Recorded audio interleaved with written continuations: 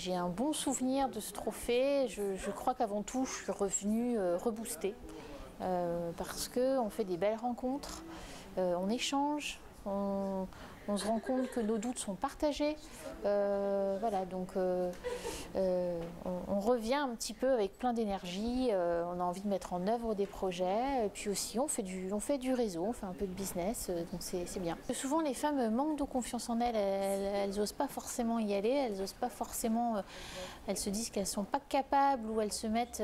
Alors j'ai découvert, et quand j'ai créé mon entreprise, et surtout depuis que je fréquente les femmes de l'économie, qu'en fait les barrières on se les met nous-mêmes, les femmes, et c'est pas forcément les autres, c'est pas forcément voilà, on aura toujours des excuses de pas y aller. Je crois que quand on a un projet, quand on a de l'énergie, on n'a pas besoin de sortir d'avare, d'HEC pour pouvoir se lancer.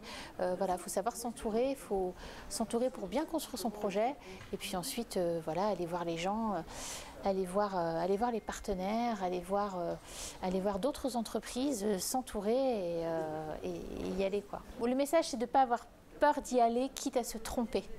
Voilà. C'est-à-dire que oui, on peut y aller, on peut se tromper, on peut faire fausse route. J'ai fait fausse route, hein, je me suis plantée au début, j'ai dû recommencer toute seule, ensuite je me suis réassociée, ça a été très dur moralement.